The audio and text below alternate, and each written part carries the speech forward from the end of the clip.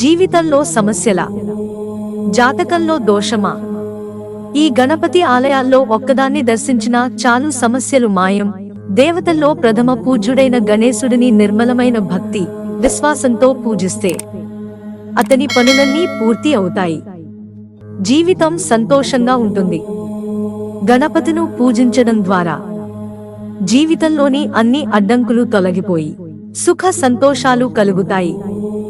గజాననుడిని పూజించేవారు జీవితంలోని ప్రతి రంగంలోనూ ఆశించిన విజయాన్ని పొందుతారు. గణేశుడిని జ్ఞానానికి, తెలివికి అధిపతిగా భావిస్తారు.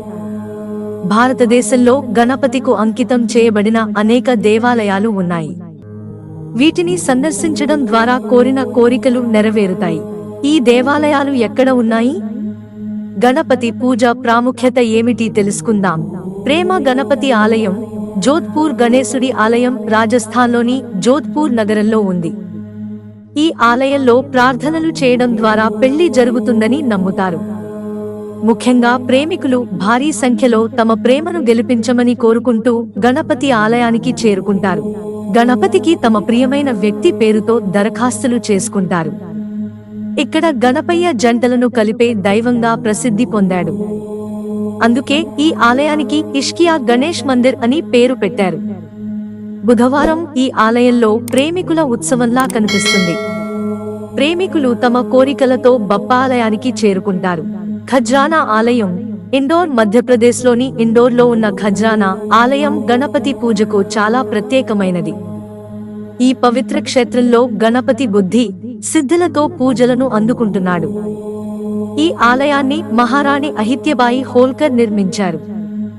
ఈ ఆలయాన్ని సందర్శించే ఏ భక్తుడి దుఃఖానైనా విఘ్నహర్త మూర్తి తొలగిస్తుందని, అతని కోరికలను కూడా తీరుస్తాడని నమ్మకం.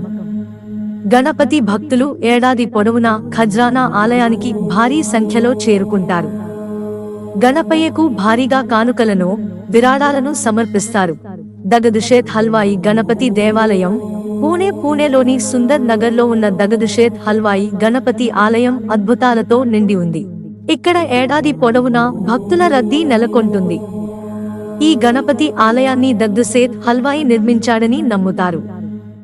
బంగారంతో చేసిన గణపతి బప్ప విగ్రహాన్ని చూసే ఏ భక్తుడికైనా అతని కష్టాలన్నీ తొలగిపోతాయని, అతని కోరికలు కూడా నెరవేరుతాయని నమ్మకం. వినాయక చవితి సమయంలో ఈ ఆలయ అందం చూడదగ్గది. మోతీ డుంగ్రీ ఆలయం జైపూర్ ఈ గణపతి ఆలయం రాజస్థాన్ రాజధాని జైపూర్లోని చాంద్పోల్ ప్రాంతంలో ఉంది.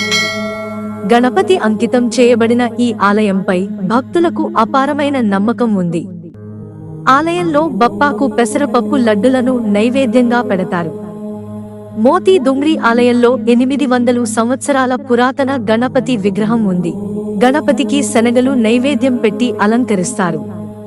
కొత్త వాహనాలను ఈ ఆలయంలో పూజలను చేస్తారు.